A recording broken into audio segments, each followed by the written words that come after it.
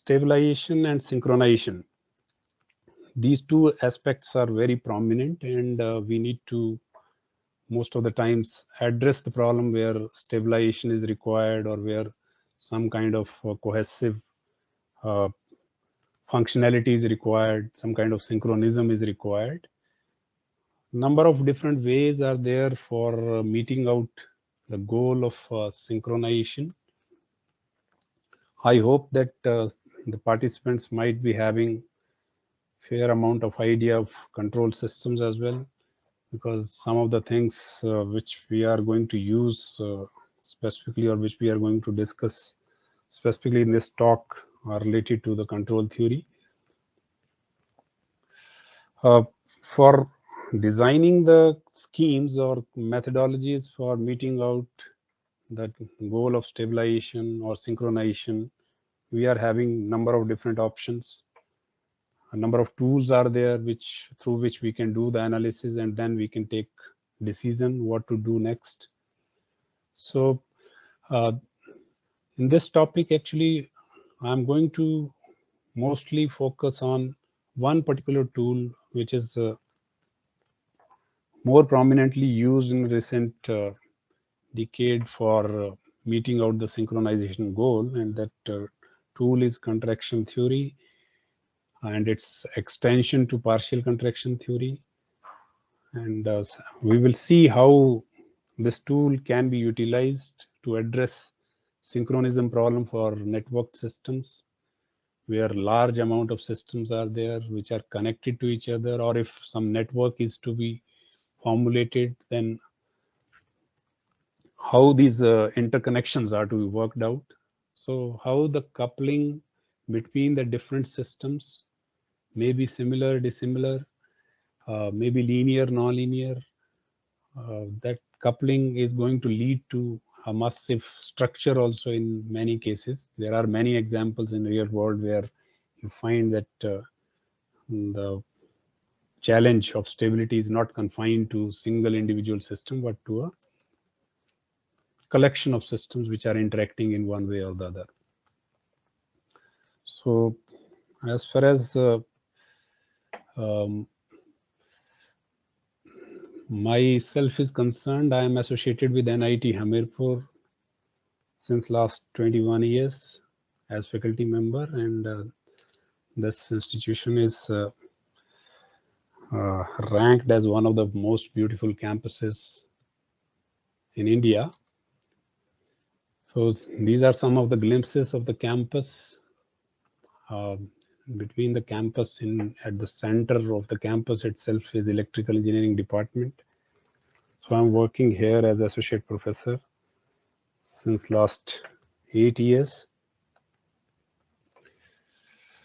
As far as my talk is concerned, I'm going to concentrate more on the concept of synchronization than different synchronization schemes which we are having. Then, of course, we will talk about what is partial synchronization. We have contraction theory as a tool for meeting out the goal of stability and synchronization. So the extension of that contraction tool to partial contraction methodology, which is more commonly used for addressing synchronism problems. So we will elaborate more on that, and then we will see the application part, some of the results which we have developed on the basis of it. And we will see how these synchronization challenges can be met out for network systems. Of course, there can be plethora of networks which can have certain specific configurations, specific coupling styles. We will see some of the common ways through which certain networks are being formulated, and then how this challenge of synchronism is met out. And then finally, we will conclude the presentation. So let us start with the concept of synchronization. In between, if some query is there, you can always interrupt me. We will be deliberating more on whatever doubt is there. So as far as synchronization is concerned, actually, we know that in nature, many things are there which oscillate, and the oscillations are sometimes maintained for long also, and there can be many systems which do have some kind of cohesion between them, and they oscillate almost in a similar manner. So they give beautiful symmetry many a times, and operational symmetry is also there. So there are biological systems also, there are physical systems also, in various engineering fields, right from physical science to chemical to defense applications. You will find number of cases, number of systems where you will find that some kind of interactions are there between the systems, and uh, through those interactions, certain specific goals are being served. So naturally, when we are talking about number of systems interacting with each other, so how they are interacting, that is also going to be important for us. So when we are saying they are interacting, so naturally there has to be some kind of coupling associated with those systems. How they are coupled, how the interactions are happening, what kind of information a particular system is sharing with other systems. That that kind of knowledge is mandatory for us, so as to reach to mm, the decision of designing a control mechanism, control structure, or for that matter, if coupled network is there, then to decide about what should be the coupling gains. With those gains, we should be able to have the entire network behaving as a single entity, meaning thereby all the systems in the network, they are synchronized to each other. Initial example of synchronism or synchronization can be found in very early work of Huygens in 1673 actually. He observed the phenomena of the pendulum clocks, actually the pendulum clocks which are hanging with some wooden beam in a timber house, and those pendulums, they maintain some kind of similar swings throughout their movement. So he was very enthusiastic about it, and later on this concept where two different pendulums or two different systems or two different things which are coordinating naturally, and they are working in some kind of agreement with each other. That phenomena was later on termed as synchronization. We will have different systems where this kind of cohesiveness is found, this kind of synchronism behaviors are found, right from physical systems where pattern formation, fleet of vehicles, if they have to maintain certain formation, how they are interacting, how they are able to maintain that formation, laser patterns in communication systems, manufacturing processes, coupled lasers for welding, coupled chemical reactors where different reactions are happening in a particular synchronized way, so that if certain uh, level of mixing is to be maintained, then that should be maintained throughout. Biological systems, brain, neurons, they maintain massive parallelism also, and some kind of synchronism is always there. Diseases pattern, population dynamics, defense applications, right from tunable radiation sources, number of sources, if they are to be utilized for a purpose in a very cohesive manner, then some kind of coordination has to be there. So those radiation sources have to uh, radiate in a particular manner so that some kind of cohesive task can be achieved.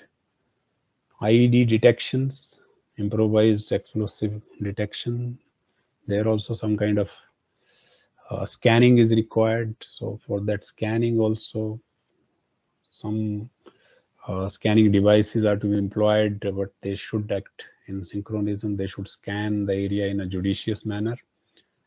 Then communication applications are there. One of the important application where naturally some message transmission and recovery has to be achieved. So there you can find that synchronization is must so as to recover the information.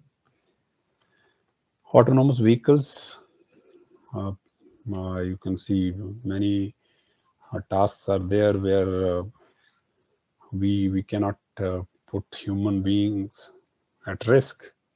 So their autonomous vehicles can be uh, uh, coordinated to carry out a particular task. So in all these areas, actually, you will find that some kind of synchronization applications will be there. Just a minute. I'm having a call, urgent call. So just wait for 1 minute. Okay, sir. Okay.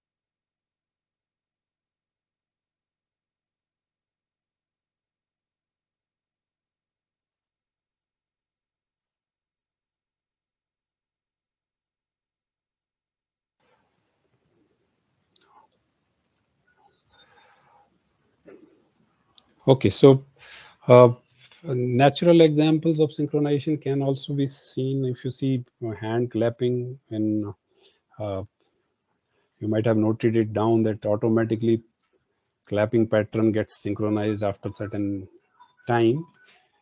It's naturally synchronism is occurring. Mexican wave you might have observed in cricket matches, football matches, the pattern of people getting up, sitting down, it follows a particular pattern. Some kind of synchronization is involved there also. Fireflies, crickets and fogs in rainy seasons, you might have seen automatically the blinking of fireflies seems to be working in a very good cohesive manner. You can say it appears that naturally those fireflies are able to synchronize uh, their glow. Similarly, for frogs, crickets, all these are producing sounds and they are able to synchronize their sounds in natural way with each other. So these common rhythms, these kind of common behaviors, they are going to be there in real world also. In practical systems also, we have the applications of this kind of behavior. When we talk about formal definition of synchronization, it is nothing but adjusting the rhythms. So different objects are there, they may oscillate at different frequencies. So they need their oscillating patterns or their rhythms, they are to be adjusted so that all of them appears to be behaving in a coordinated manner. So naturally then some kind of interaction is required physically for the systems. How biological systems may employ a certain kind of learning, but for physical systems naturally then some kind of interaction is needed from one object to another object. Some kind of information sharing is needed so that the cohesive behavior can be met out. So naturally, when we are talking about interactions, so interactions, again, interactions mean simply sharing the information. It could be the information from a physical object can be shared by wired network also. It can be through wireless mode also. But idea in majority of the systems is going to be that you share the minimum information, because naturally you need to reduce the cost of measuring devices, transmission devices as well. You cannot share everything from one node to another node. So you want that minimum information is shared, and other objects utilizing that minimum information, they should be able to change their own evolution pattern so that they can get synchronized with the other objects. These interactions, they can be unidirectional, bidirectional. If flow of information is from one object to another object only, reverse flow is not allowed, then we say it is one directional flow, unidirectional flow. Otherwise, first object can share information with second, and second can share with first also. So this kind of interlinkage or information sharing is called as bidirectional interaction or bidirectional coupling as well. When we talk about the synchronization in two system perspective, then we have drive response configuration, we have transmitter receiver configuration, master slave configuration. So all these are the configurations where two systems are involved. Second system has to mimic the behavior of first system. So how it is doing, that is important actually, and that is a control task involved. In transmission or reception activity also, in transmitter receiver pair also, if some message is to be transmitted, then it can be received with good quality at receiver end, provided a receiver is able to mimic the behavior of transmitter, so that the information can be extracted then from the transmitted information. So idea is that in two system synchronization, if one system is there, it is feeding in certain output, that output is being fed to the second system, but then second system, at second system end, we need to have a controller. That controller has flexibility to use the information which is coming from the first system, the drive system, and it can utilize its own information also. And on the basis of that, this controller has to decide the control action, so that this Y system should follow, Y should follow X. So in complete synchronization perspective, this all the states of Y system should match with X system. But then you can also say it is a state synchronization. Output synchronization can also be done, where goal could be that output of second system should match with output of first system. So accordingly, controller action are going to change. So controller here associated with the second system is making that system to follow the first system.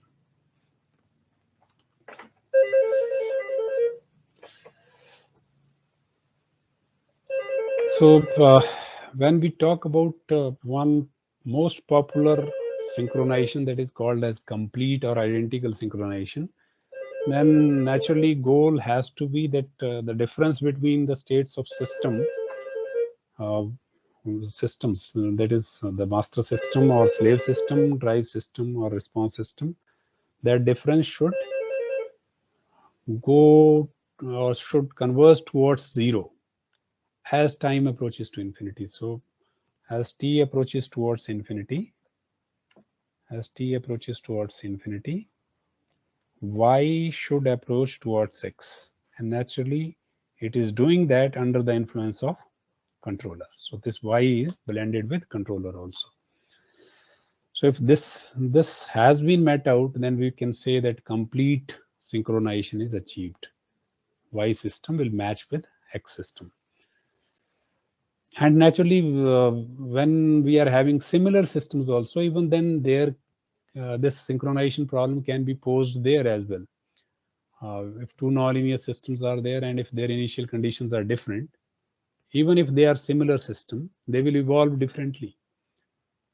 So goal in case of similar systems also could be to synchronize their behavior, because it is expected that their initial conditions are going to be different. So if initial conditions are different, and then even the synchronization problem can be posed for similar systems also. So naturally, when Y is matching with X, we are looking forward to the amplitude phase matching of all the systems. So if two systems are involved, so mathematically we can always write that this limit of absolute value of error between the states should converge to 0. So as time approaching towards infinity, this error limit should approach to 0. If that happens, then naturally we can say yt is becoming equal to xt. If this yt is made equal to minus of xt, then we say this kind of synchronization as anti-synchronization. It is anti-synchronization. The pattern of y is just opposite to the pattern of x. So this is another term which is utilized sometimes in literature, anti-synchronization. So definition of it is exactly worked out from equation 1 itself.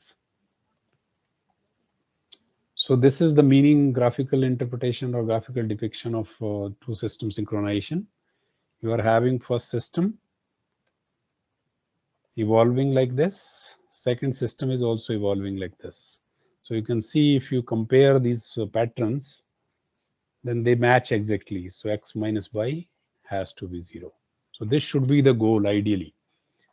Ideally, even if systems are evolving differently, we should be able to meet out this kind of condition. Of course, when you do it under the influence of controller, then transients will also be there. Some initially error will not be exactly 0. It will start with non-zero value and then it settles to 0 with time.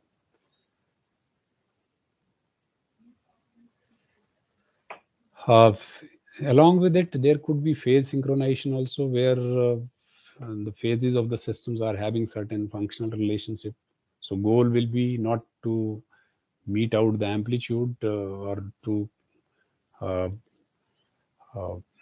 make the amplitude equal, but the goal will be that their phase should be same. So phase relation should remain same. So we can say we are looking forward to locking the phase of the systems. So if phase difference has to be made 0 between the two systems, we can say we are looking forward to some kind of phase synchronization. There could be third, more general attribute to synchronization, that is generalized synchronization. So here we need to synchronize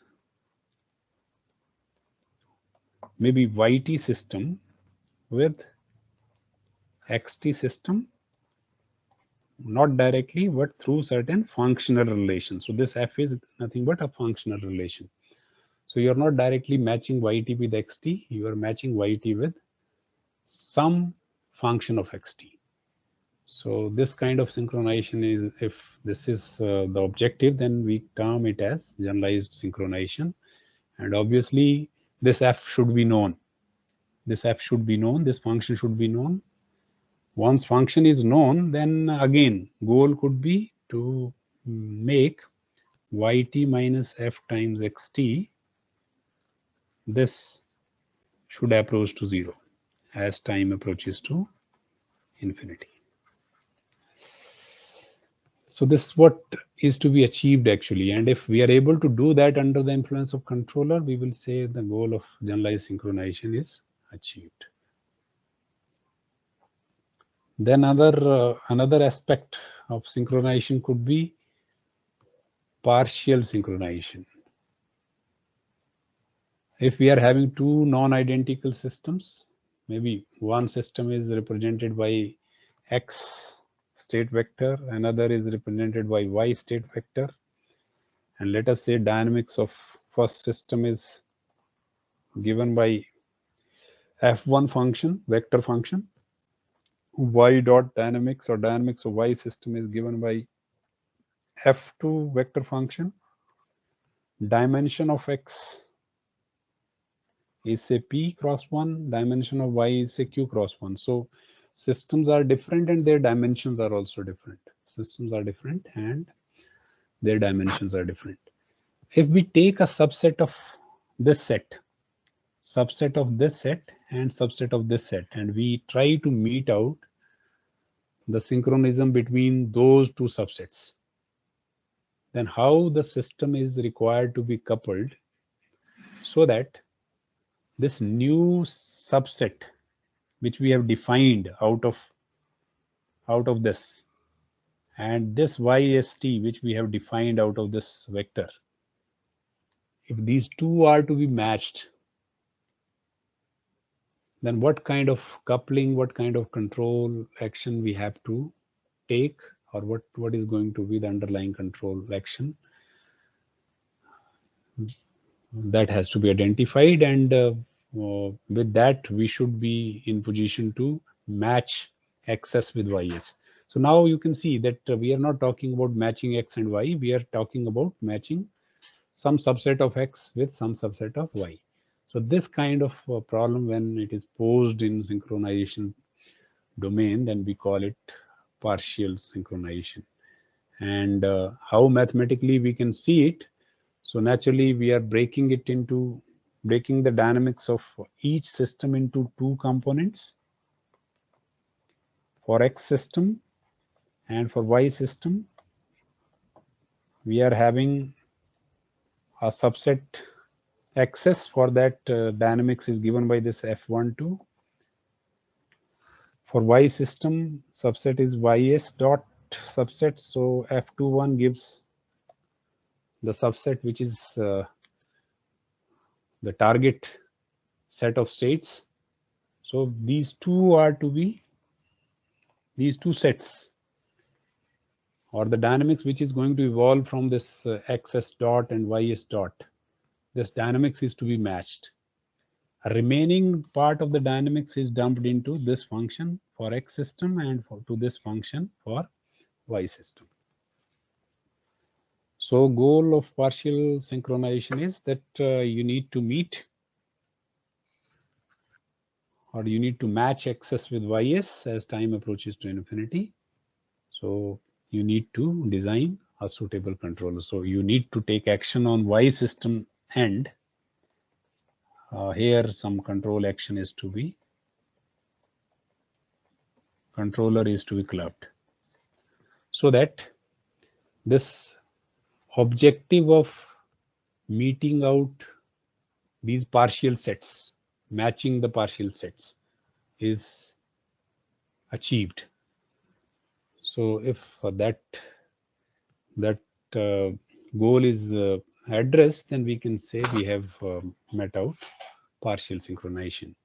And obviously you can easily see that if this XS is representing the complete X set and YS is representing complete YT set, then it turns out to be the case of complete synchronization again. So this is how partial contraction is different than the complete synchronization. And this is again the depiction of the same thing by some block diagram. Here you can see I have told you F12 and F21, which are linked to X system and Y system. These are to be matched. These are to be matched. So this part is to be matched. So how it is to be matched? So some control action is to be associated. It is up to you whether Y system is acting as the main system, X system is acting as the slave, or X system is acting as main system, Y is acting as slave. So at one end of it, we need to design a suitable control action so that these dynamic descriptions, they matches to each other, F11 and F22, they will remain unmatched. So if under the influence of controller, if we are able to do that, we will say partial synchronization is achieved.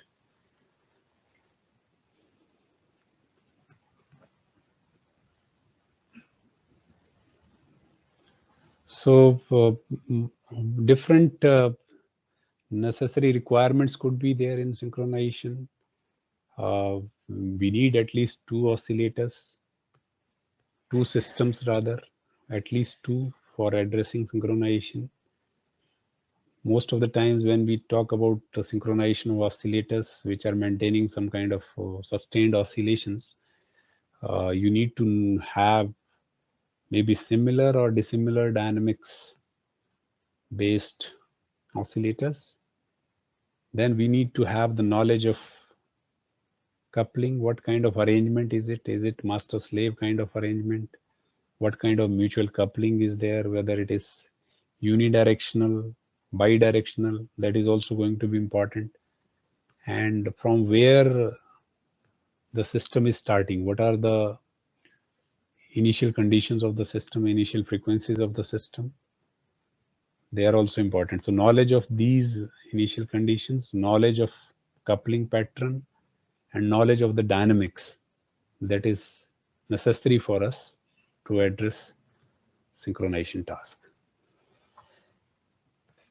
So obviously goal is to have identical behavior from multiple systems while sharing some important information, while sharing some important behaviors, and under the influence of interactions, under the influence of certain forcing functions, one system adjusts its conditions so as to match with the other system.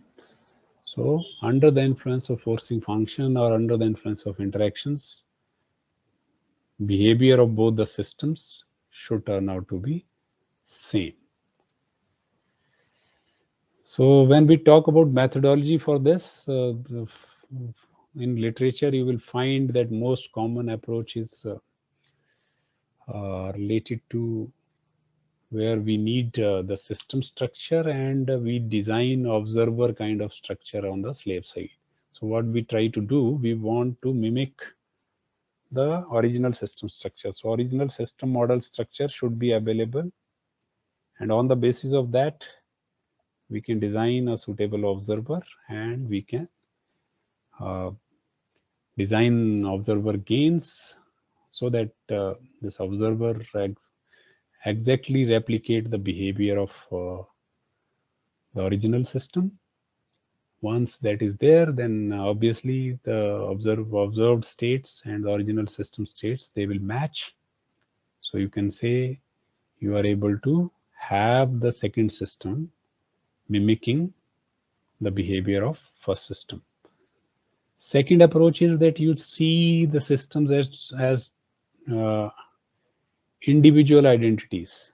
You are not going to mimic the structure of original system to construct the second system. In first approach, in observer based approach, actually you are mimicking the structure of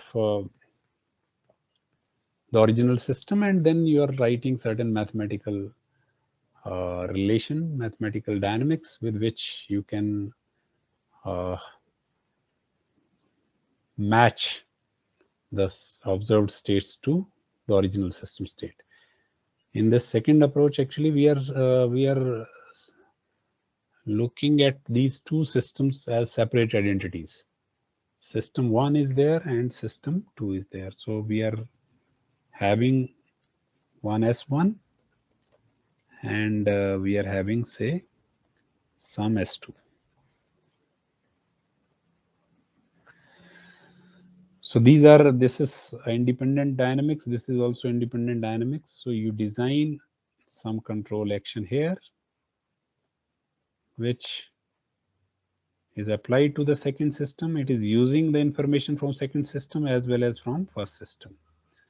So under the influence of this controller, you are making the system to behave as that of the first system. So this is the second approach actually, where slave system is forced to follow the trajectories of master system. So these two common conventional approaches are there. Others are going to be just variation of it. So this is what is about framing the problem and a broader way of visualizing the problem. What is going to be the target and how the problem in hand is to be addressed. So now issue is to meet out these objectives, what is going to be the tool available with us. So we are coming to the tool now. Initially we have posed the problem. Now we are talking about the tool which can be utilized for meeting out this goal. Traditionally, those who are aware of control literature, you know that Lyapunov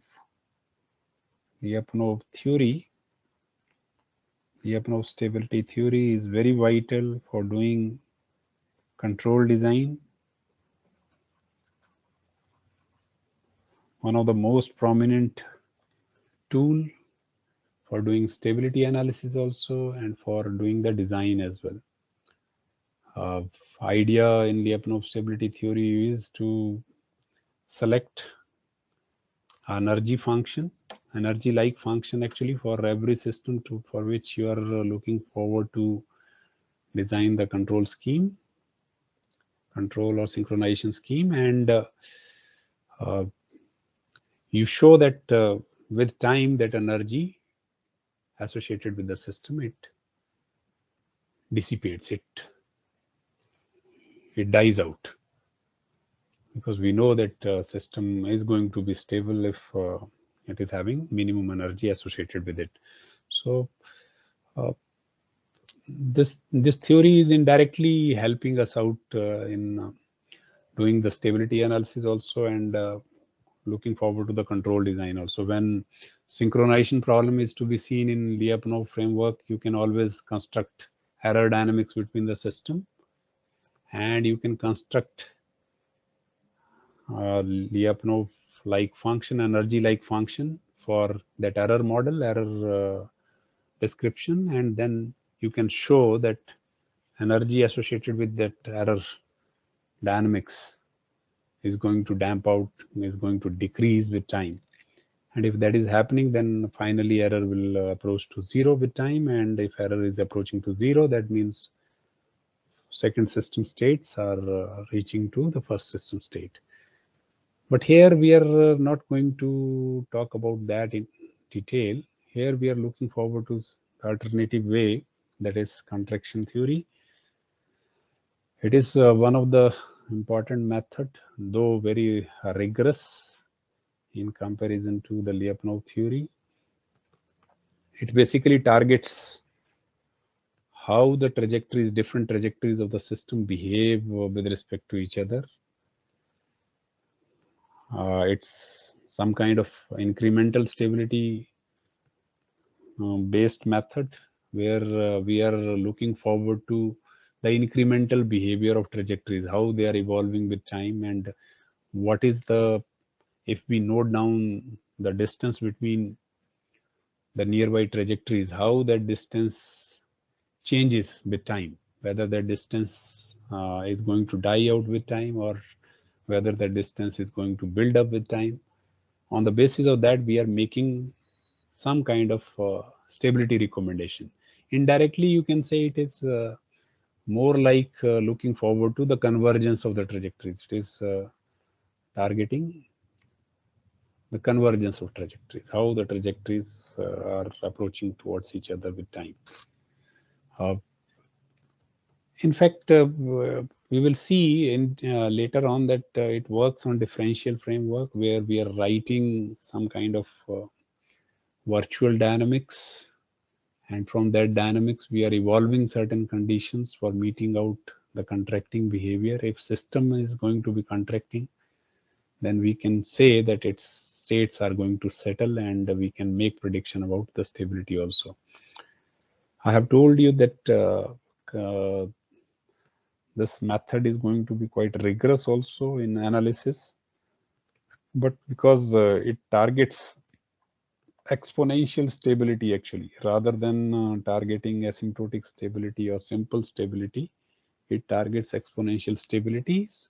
And we know that exponential stability is a stronger result in comparison to the conventional stabilities, because you see here some kind of rate we can associate. We can know how the states are converging with time, and we are able to associate certain rate with it because we know how exponential functions decay out with time. So we can associate some kind of time constant with them. So some kind of measure we can associate with the systems. So we are able to have some kind of quantification of the settlement or quantification of the convergence. So that's why it is a stronger result. So the rigorous of the method, which is going to be there mathematically, it is going to be quite computationally intensive, but then the outcome is also better outcome. So that's why one can say that this is an important alternative for the analysis. When we talk about contraction theory as a tool, I have told you that we analyze system trajectories behavior with respect to each other. We call a system a stable system if in a given domain, in a given region, the initial conditions impact is gone at a very, very faster rate. Or if some disturbance is given to the system, its impact is gone at a very faster rate. So that is what a stable system is. The stable systems are going to be those systems, if some perturbation happens, they should be able to forget about those oscillations as quickly as possible. So here also in contraction regime, we are going to call a system a stable system if impact of initial conditions or maybe that of disturbance that has been that is going to die out with time. If that is happening, then you will say that system is stable. So naturally, we are going to analyze actually the movement of nearby trajectories, and we will see through differential descriptions whether these trajectories are converging or not. The idea of this was inspired from fluid mechanics, how different layers of the fluids, they are interacting with each other. What is going, if turbulence is going to be there, what is going to be the impact, and in what kind of systems those turbulences are going to die out. So from there, this idea was developed. But mathematically, how to see it, that is what we want to know now. So to have the standard definition for it, you can say a contraction is nothing but the property of convergence, how the two nearby trajectories are converging to each other. If for a particular system, impact of initial conditions or impact of perturbations is going to die out with time at exponentially faster rate. It can happen in other ways also, but then if it is happening exponentially, then we say it is a contracting system. So this is going to be important for us. The impact should die out at an exponentially faster rate. So if that is happening, then we can say such a system is going to be contracting system. And the region of state space, so where this is going to happen, this property is being followed, that region will be termed as contracting region. So any system which is there in contracting region, it will automatically lead to stability of the system. So how this is mathematically analyzed, so you can see if a system is given to us, a nonlinear system, maybe m-dimensional, Let us say for this, this is one of the trajectory, this is one of the trajectory, and this is a neighborhood trajectory, another trajectory. So at a particular time, what is the distance between these two trajectories? And then how this distance is going to change with time. Evolution of this change, this distance between distance as a measure between between two nearby evolving trajectories, that is going to be important for us. And if this distance is decaying at a faster rate, you can say both the states are approaching to each other with time. So for this system, if we introduce some delta x as virtual displacement, and we write first variation for this system, and first variation will be some delta x dot equal to curly f by curly x into delta x. So this is nothing but writing first variation from calculus of variation. Actually, this is what we are writing for the given system. From here, we will try to write the square distance because we are interested in knowing the square distance. So if we define square distance as a measure mathematically given by delta x transpose delta x, and if we are interested in how this distance is going to change, so we are interested in writing dy dt of, or derivative of, this square distance. This is what we want to write. So if we differentiate this, you can write it as this, and you can substitute the dynamics which we have written from by introducing virtual displacement and then considering it in differential domain, then 2 delta x transpose curly f by curly x into delta x. This will be the result. And you see here this curly f by curly x is involved. This particular matrix is involved. It's a Jacobian basically. So if this Jacobian is having, naturally it is, if m dimensional system is there, it could be m cross m.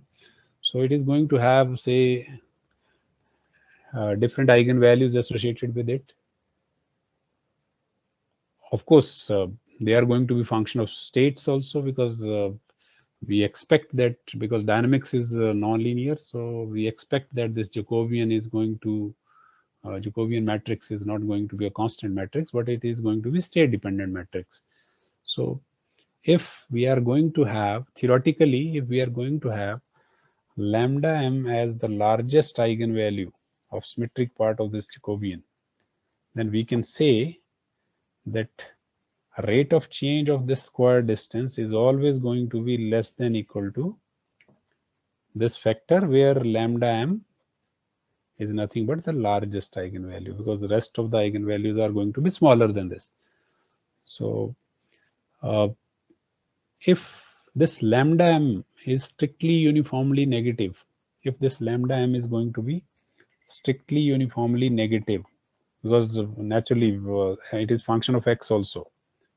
So for all x, for all t, this should remain negative. That is the meaning of strictly uniformly negative eigenvalue is there. So if this is going to be uniformly negative definite, we know that then this is going to be negative. So you can always say that we are able to have some kind of, some, say, x function derivative on left hand side, maybe delta x dot, and on right hand side we are having some kind of, maybe some minus alpha delta x in short notation, because this is some kind of differential here. This part, this factor is appearing here also, so x is appearing, delta x is appearing here also. This is going to be some kind of negative, uniformly negative definite eigenvalue. So if this is going to happen, we know that this kind of dynamics, virtual dynamics, means that this delta x is going to die out with time, because for simple Scalar case also, we know its solution will be something e raised to power minus alpha t x0. So because of this negative factor, it will decay. So exponentially it will decay. So we are able to have the exponentially decaying square distance. So the system which is given to us, if that system is going to lie in a region, if we define a particular region where system in state space region, the system is operating in this region, and if in this region, if we can ensure that this curly f by curly x, this Jacobian, is UND, uniformly negative definite, meaning thereby its eigenvalues are negative, then we can say that the system is going to be contracting, and this entire region where this property is satisfied, that region is termed as contracting region.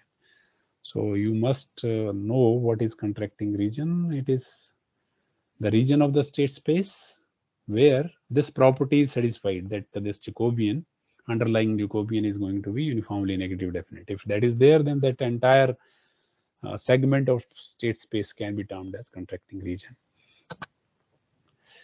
Then, because most of the times, you know, from Lyapunov theory also, that most of the times when we talk about matrix inequality, we are writing the symmetric part of it.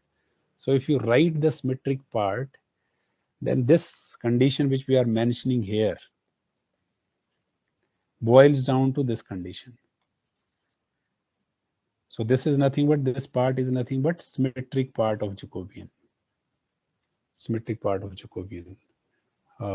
Because you can see we are adding Jacobian to its transpose and we are dividing by 2. So this symmetric part, when we take symmetric part of Jacobian, we know it, the matrix is going to be symmetric now. So for symmetric matrices, we know that I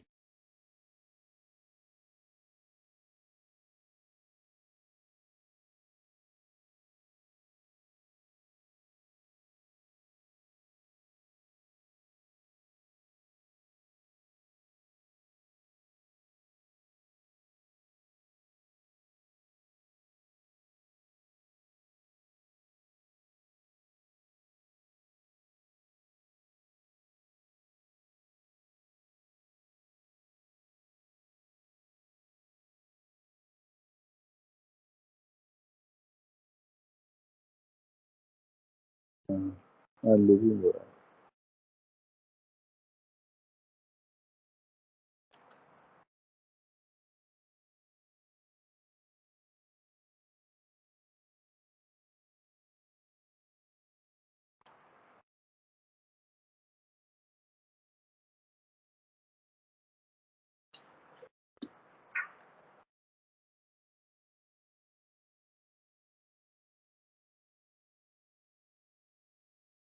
participants, we may wait for a couple of minutes.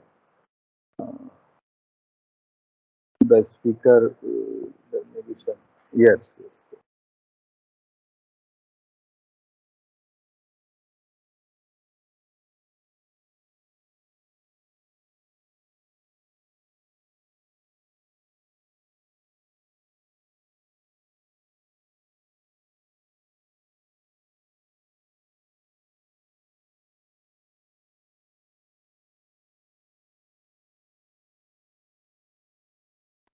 will now. Yes, sir. Visual, visual. Okay. Okay. So we were talking about this UND condition. So ultimately, negative definiteness of this Jacobian turns out to be this final condition where we are comparing the symmetric part of it. So ultimately, we need to check this condition for given system. If this condition is qualified, then we can say that the eigenvalues are going to be negative, and if that is the case, then system is going to behave as a contracting system. But where do we find the application of this kind of results? I'm omitting the proofs of all these. So let us intuitively see what we are saying. If we are having a system description given as, say, x dot equal to some minus phi x theta tx. So we are writing this x dot as function of x, where some underlying matrix phi is involved, which is which is function of states as well as parameters also. So if this phi is assumed to be positive definite, let us say this phi matrix is positive definite and this sign, negative sign, is outside. If this is a description for a system, it is just an intuitive way of representing the things. Let us say this kind of possibility of writing the differential description is there. Then we can show exponential stability of this system by defining another system. We will call it virtual system. How it will be defined? From this structure, we will write y dot equal to some minus phi x theta t. So this part we have maintained as such, and times y, meaning that why we have written y dot dynamics as some function of x as well as y and maybe t. So we have written it as function of x as well as y as well as t. If you replace y by x here, if you replace y by x, then we know that we can get this dynamics simply. If you change y to x, you will get first equation from this second equation.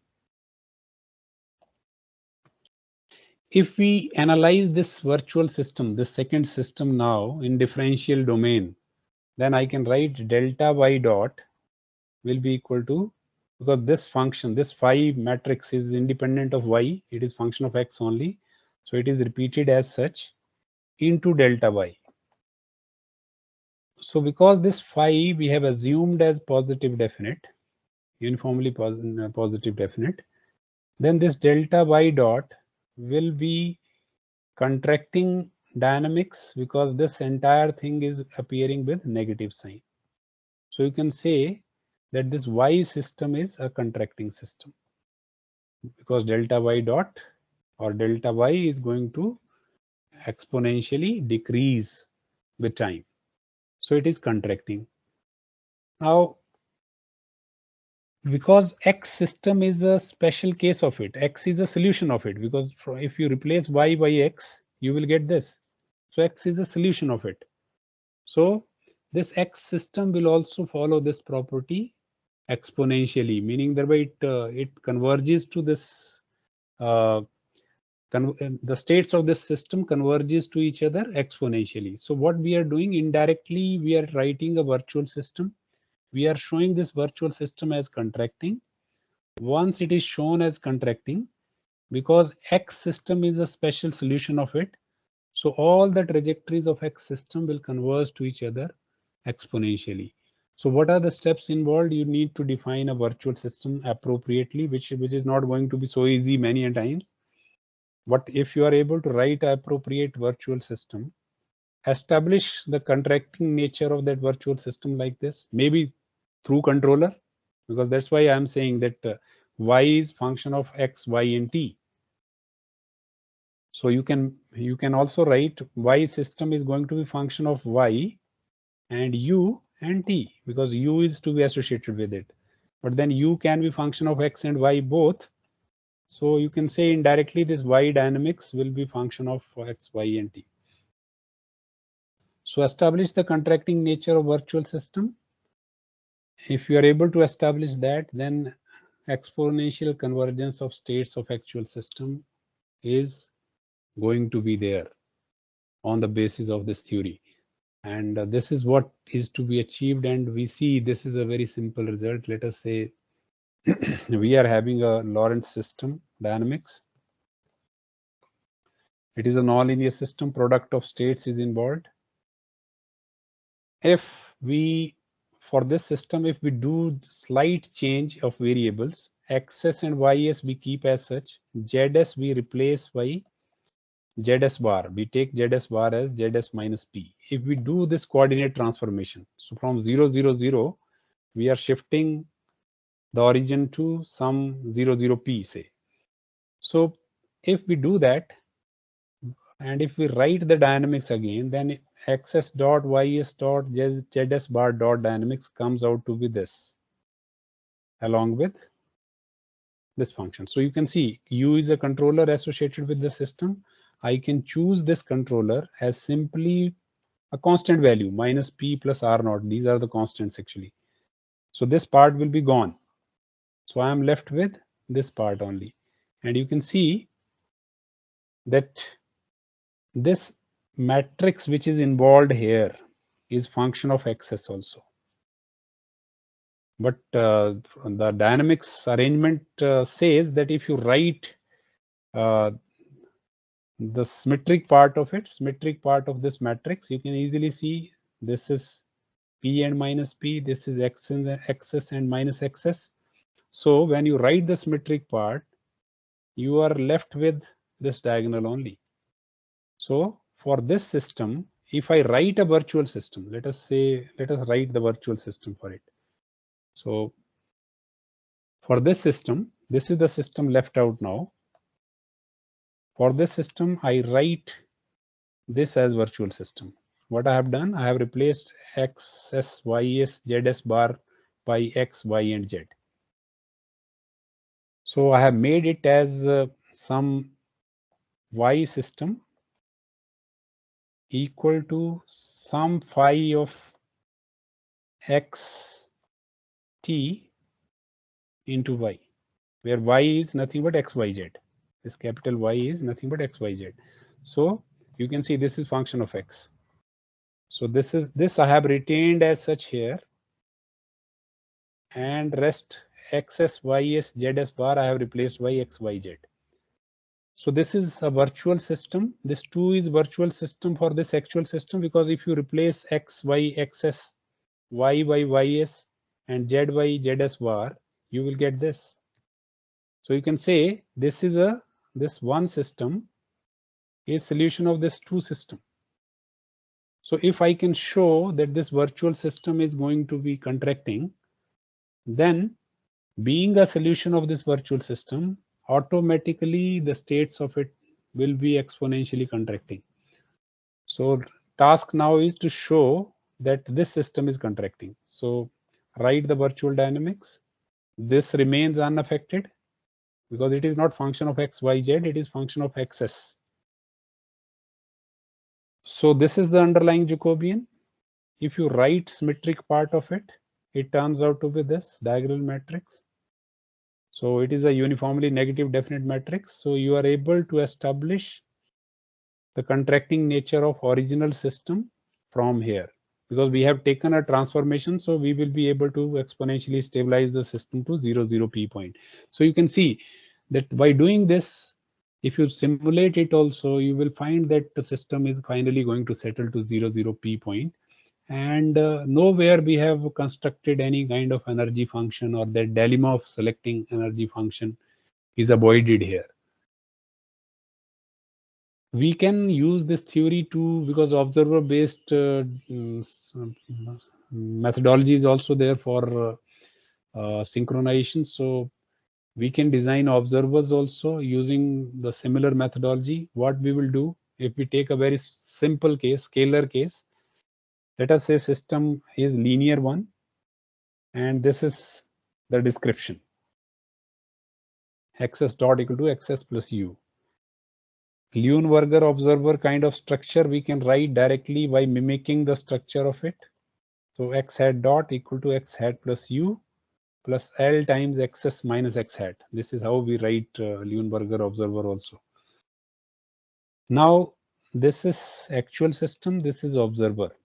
If I write a virtual system for it, for both of these, a single virtual system for both of these, and if I can show that virtual system to be contracting, then because this actual system as well as observer system will be solution of that virtual system, so both of them will converge to each other exponentially, meaning thereby observer states will match with actual system state. So we can show it.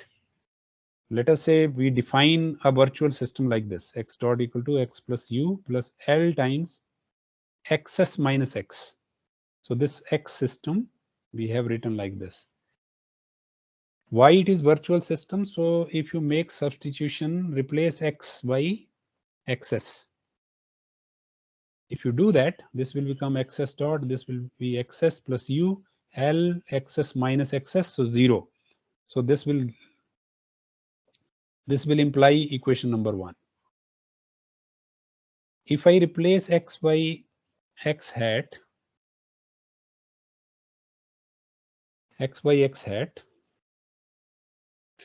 then x hat dot will be equal to x hat plus u plus L xs minus x hat. So it will become exactly 2.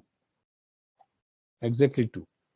So meaning thereby this is a common system, common virtual system for both actual as well as observer system, and both are going to be particular solution of this virtual system. So goal is to show the contracting nature of it. If we can show it, then automatically the solution of it will converge to each other exponentially. So both are the solution of it. So indirectly now task is to show this as to be contracting. So for that you can write delta x dot virtual dynamics of it, delta x u, so it will be 0 minus L times delta x. So it is 1 minus L times delta x. So we need to show that this should be negative definite. So L should be selected as greater than 1. If we do that, this term will become negative. So this dynamics will be contracting dynamics. So substitute the value of L greater than 1 here. You will be able to meet out the goal. That is, the observer states will match with actual system states. So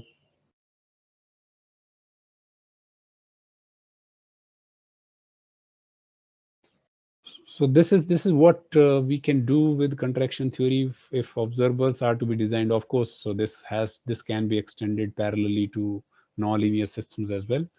But naturally, showing the contracting nature and writing the virtual system will be a challenge.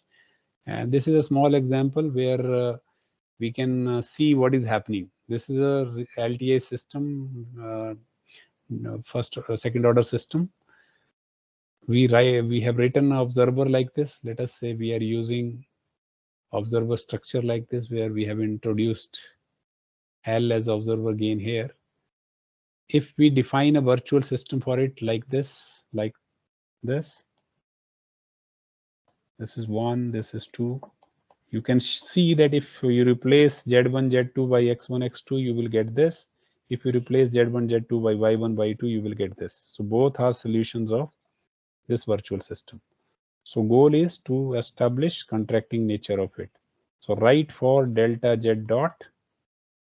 What is it? Find that from here. If you do that, you will get Jacobian as this. Symmetric part of Jacobian will be this. It should be negative definite. So you need to make this matrix as negative definite. So select L so that it turns out to be negative definite. So L turns out to be greater than 1 by 12. If you substitute L as greater than 1 by 12 here, you will find that this system and this system will match. So observer design is completed. And exponentially, observer states will estimate the actual system states, or exponentially they will converge to each other. This is what we have done. Let us say we take different initial condition for all three systems, and let us arbitrarily fix some u, and let us take L as 1 by 6 greater than 1 by 12, of course. So you can see we have plotted here x1, y1, z1, first state of actual system, observer, and virtual system. Similarly here, and these are the errors, x1 minus y1 and x2 minus y2. So both exponentially converge to 0. So observer design can be achieved. So let us apply the contraction theory now to synchronization of networks. When we say network, then we can assume that there can be number of different systems which are coupled together. They can be identical, they can be non-identical also, they can be linear, they can be non-linear also. Interaction between them can be linear, that can be non-linear also. A number of applications of these networks can be there. Coordination problem in robotics to secure communication, to many biological applications, for many surveillance missions, from many pattern formations. Everywhere you will find networks, big networks actually, where individual nodes are having their own dynamics. So when we say synchronization in the context of networks, it simply means that the states of every node should match with each other. Means dynamics of every node should be mimicked by every other node. So collectively, all the nodes should have similar evolution pattern. So ultimately, you can say that all are achieving a single synchronous state. So when we are able to establish this case, that when all the states of different nodes are converging to each other, we say that network synchronization task is achieved. And what is going to be the condition which guarantee that overall synchronization of the network will happen? That is the goal here. You need to find out, establish the condition which guarantees this synchronization of entire network. Two system synchronization I have already discussed. Multi-system synchronization now, you can have chain networks, you can have ring networks, you can have networks with all-to-all topology. Every node is connected to every other node. You can have networks with arbitrary topology, where one node, any particular node is connected to certain set of other nodes. Similarly, the other second node is connected to a different set of nodes. So you can have arbitrary topology also, ring, chain, all-to-all topologies also. For example, you can see here we are having this as nearest neighbor interconnection. Every node is connected to its nearby neighbor. So as this node is connected to this and this. So nearest neighbor configuration is there, and link is bidirectional. Link is bidirectional. This link is bidirectional. All to all, so every node is connected to every other node. So this kind of network configurations can be there. When we apply this concept of contraction to achieve network synchronization, then we use the concept of partial contraction. What is the meaning of partial contraction? So it moves parallelly to whatever virtual system concept we have discussed for stability previously. Let us say we are able to write the dynamics of system as x dot equal to f xxt. Just for emphasizing a particular point, this kind of notation is followed. Let us write auxiliary system now. Auxiliary system or observer like system is going to be y dot equal to f y xt. So naturally x I have replaced by y, some x I have replaced by y, but it can be function of x also. So if this auxiliary system is contracting, then because if I replace y by x, I will get this. Then it is also going to follow whatever property this y system is following. So if this y system is contracting and it follows certain property, specific property, then all the trajectories of original system will also follow that property exponentially because of that virtual system concept. Now, what is going to be the property followed by this system? Let us say this y represents a coupled network. Then y can have a node with y1 dynamics, node with y2 dynamics, and so on, yn dynamics. Let us say individually each node is having, say, m dimension. Total n such nodes are there.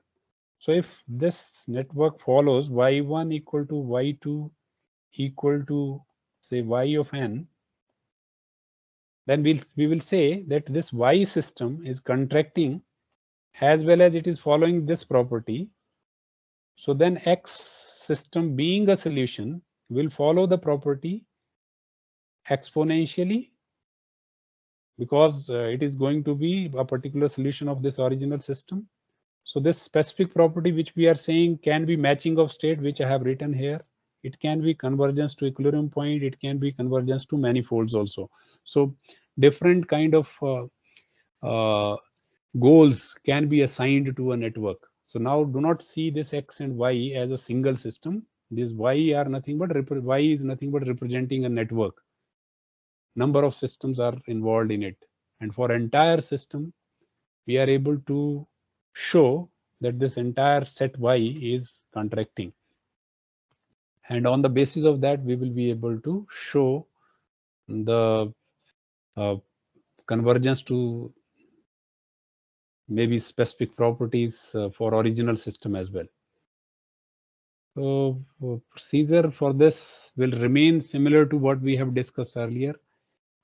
If you replace any particular system, ith system dynamics from if we want to retrieve ith system dynamics from the virtual system, you need to replace the variables associated with virtual system by the ith system variables. So meaning thereby you when we want to see it for y1, it will be y1 dot equal to fy1 xt. From y1 you can write x1, but from y2 you can write x2, and so on up to nth system. So this is what we are saying here, that for any particular system, ith system, dynamics of that system can be obtainable or can be obtained from the virtual system.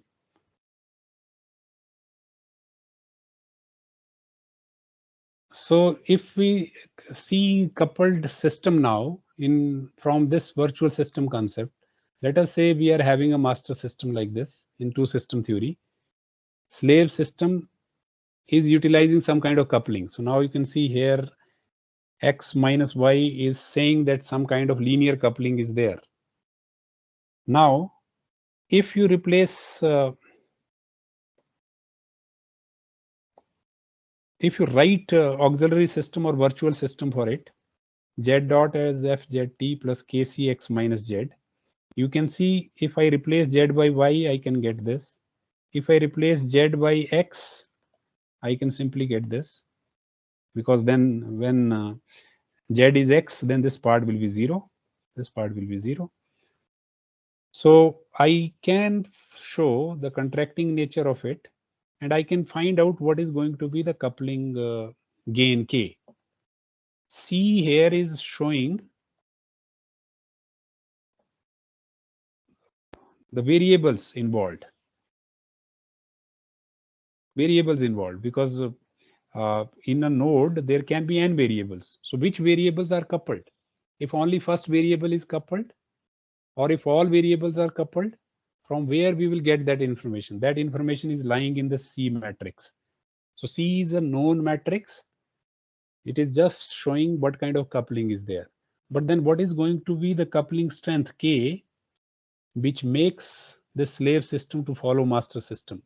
That can be designed by showing this virtual system to be contracting, and you write the virtual dynamics and find out the condition of uniformly negative definiteness, and you will be able to get the value of k, for which it will have negative eigenvalues. If number of systems in chain are there, you can see here what we are writing. First system is there. It is linked to second system S2, then to third system. So one directional coupling is there. So that's why we are writing here in second system ux1 minus ux2. It is using first system states and its own state. Third system is using its second system states and its own states, and so on. So it is nothing but a one directional link and a chain of network, chain of systems. So it's a chain network actually. So for this case, if we can show that f of xi t for any ith node, if f of xi t minus uxi, if this is going to be contracting, if this is going to be contracting, so this F minus this or this F minus this, any ith node dynamics, if you are able to show this as contracting, then this entire network will will synchronize, because you can relate it to one being the solution of other. You can see if I replace x2 by x1, I will get this. So meaning thereby x1 is the solution of it. Similarly, from x3 you can get x2, and from x2 you can get x1. So ultimately we are able to get x1 from all systems. So same concept which we have utilized earlier can be utilized for chain network also, and we can have this kind of synchronization. So this is what I have shown graphically also. S1, S2, S3 and so on are the nodes, how they are coupled. So X1 and X2, they are being shared, utilized by the controller, used in second. Here U2 is using state of this and its own states through coupling gain and utilized in S2 and so on. So this is the structure. So if this kind of structure is there in a network, it can be easily tackled with the result which we have shown previously. If bidirectional coupling is there, so only difference now from previous case is that along with it, this is also there. In first system also there is a coupling. X2 minus X1, here X1 minus X2. So information can go from X1 to X2, information can come from X2 to X1. So this kind of coupling is called as bidirectional coupling. For this also, we can write a virtual system. You see, this is a virtual system for it. You can verify if you replace phi by X1, you will get the dynamics of X1 system. If you replace phi by X2, you will get the dynamics of second system. So it is a common virtual system. So if you do the stability analysis by differential description again and write for the Jacobian symmetric part of Jacobian and show that that symmetric part of Jacobian is negative definite, how you can show? Because you are having a choice now, flexibility. You can choose this coupling gain K. Select K suitably so that JS is UND. If JS is UND, uniformly negative definite, then virtual system is contracting, so its solution will converge to each other exponentially. So X1 will match to X2 in bidirectional configuration also. So I have extended these all to all coupling also, all to all. So here every node is connected to every other node, and this is a common virtual system for it. You can write all these systems from here. So same theory will be valid again. You decide about contracting nature of this, these systems will automatically synchronize.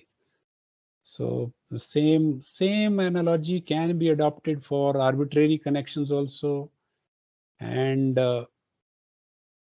this is just for arbitrary connections. We are running short of time, so I'm just covering it quickly.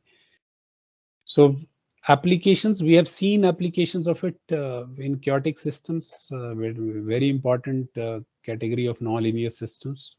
In fact, we are having well-defined models, pure deterministic models, and we are having probabilistic and statistical models also to model the given processes. Chaos or chaotic systems are going to bridge the gap between the two. In fact, there can be systems which are behaving random-like, but they are not truly random. Their dynamics is well defined. You can have a deterministic model for it, but then when you visualize its behavior, that behavior turns out to be random-like. So people say that if we are treating a process to be random, it may be the lack of learning from our side, because there might have been some kind of pure determinism involved, but we are not able to capture that. And this chaos theory or chaotic systems, they are very vital to fill this gap actually, because these systems are behaving random like, whereas their mathematical structure is well defined. So we have taken these are certain chaos patterns, you can see chaos, we can see everywhere. When we see literal, in literal sense, what is the meaning of it? So you can see anything which is not having any pattern, we can say it is a chaos. But here we are talking about well-defined models. You see, when we are having a 2 degree of freedom pendulum, and if you give small little perturbation to one of it, you will find, and you plot the movement of the nodes, you will find that it traces a pattern like this. And individually, if you plot the states, they will appear totally random like. So you can see that dynamics of the pendulum, or 2 degree of freedom pendulum, or 2-link pendulum, actually you can write it, you can mathematically express it.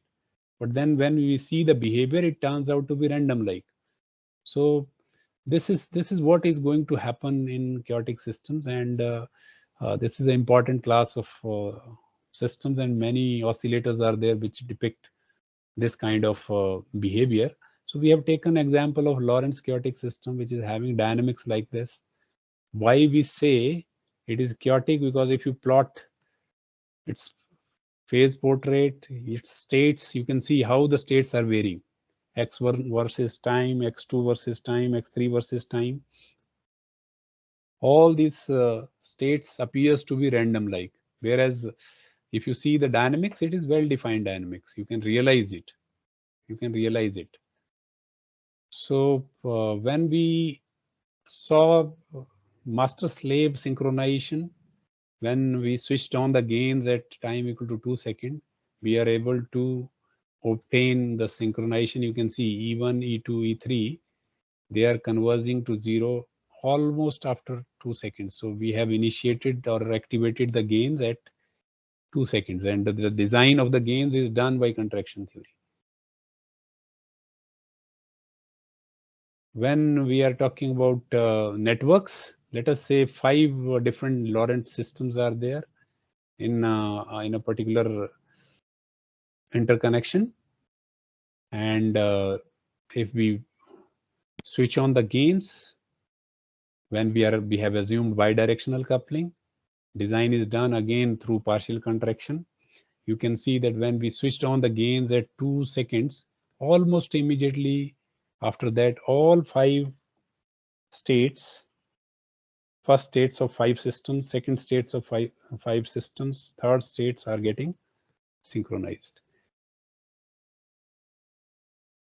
So we have shown here for bidirectional coupling with single variable and so on.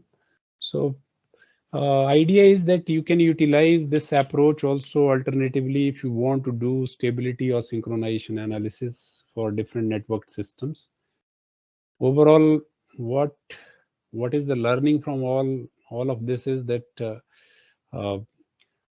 when we are discussing synchronization problem in networks, analysis is not going to be easy. Traditional Lyapunov theory is there as a tool which can be utilized to do stability analysis.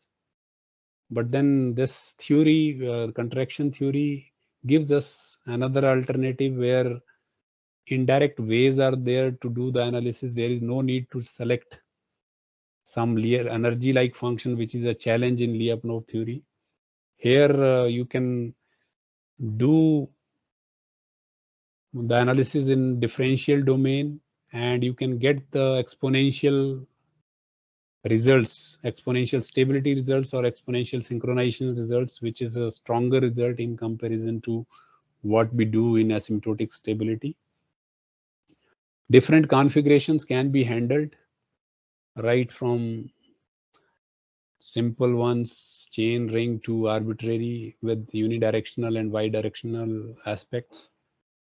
The approach can be utilized to tackle the cooperative control problems, multi-agent problems, because when we are talking about multi-agent systems, coordination is required between different agents.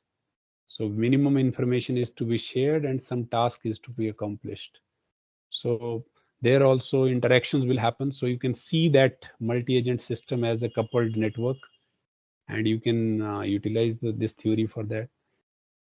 group cooperation and all, because we know that these synchronizations, they find applications in all across the domains, right from biological systems to natural systems to artificial systems also.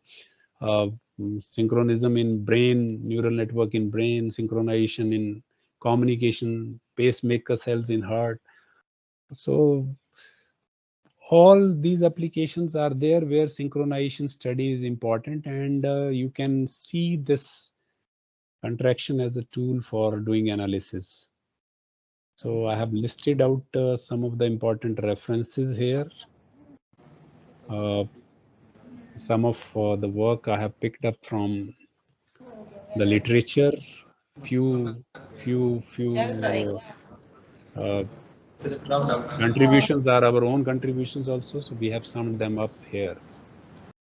So that's all from my side. Now forum is open for questions related to whatever we have discussed. Queries are welcomed. Thank you very much, sir. It was a lecture on synchronization for network systems, and it was so synchronized that I think audience has been benefited a lot through this lecture. So now, audience, please, if you have a couple of questions, we can take up quickly. And Professor Nishal Verma, sir, for the next session is already has been connected to this. So he is ready for the next session. So we can take quickly a couple of questions. So participants, please, if there are any.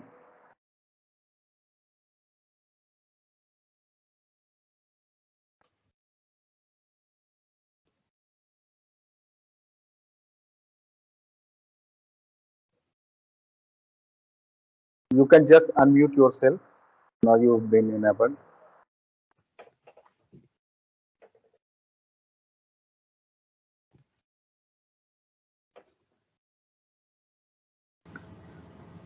Hello, sir. Hello, yes, yeah. Yes, sir.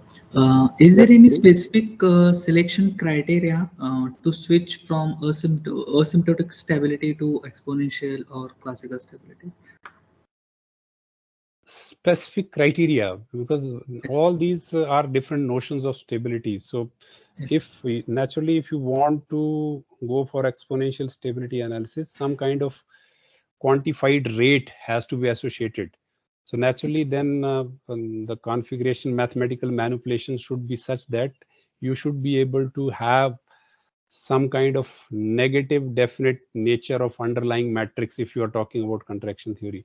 Even if you are looking forward to Lyapunov theory, there also, if you are taking an energy density function, then ultimately you have to make it the derivative of that energy function has to be made as function of that energy function itself. So v dot has to be function of v. So if you are able to make it out through the controller, then only you can achieve exponential stability. But here, because one added advantage here is that indirectly you are approaching it by designing a virtual system, and from virtual system, by showing the virtual system to be contracting, you are able to establish the exponential nature of the original system. So this indirect way sometimes is going to be easier in comparison to Lyapunov theory, but otherwise direct switching, I am not sure it can be done. It has to be through controllers only. Thank you, sir. Sir, one question. In the observer design, the value of L you have taken as 1/6. So, is there any systematic clue to get that value? Oh, in fact, if you see what we have done in observer design by the approach which we have followed, that we were having the actual system and we wrote the structure of observer from it. So I have given you a very basic example where structure is just like as Leuenberger observer simply. Yes. So now issue is that we are having actual system and we are having the observer system. So for both the systems, we have written a virtual system. That virtual system is giving you both actual system as well as observer system as particular solutions. So if you can show virtual system dynamics to be contracting, then goal of the observer state convergence to actual system state will be met out exponentially. So when you are showing the contracting nature of that virtual dynamics, in fact, you are treating that dynamics in differential domain. So you are taking simply by calculus of variation, you are writing first differential. So once you are writing first differential, you are able to reach to the underlying Jacobian also. In that Jacobian, actually, those uh, observer gains will be part of it. So you need to select those observer gains in such a manner that that entire Jacobian turns out to be negative definite. So that is the way from where this 1/6 is coming actually, because I have given you that gain should be greater than 1/12. So gain greater than 1/12, I am getting from that matrix itself. Whatever matrix was there, that matrix turns out to be negative definite if I take any value of gain greater than 1/12. So that's why I have taken it as 1/6. Thank you, sir.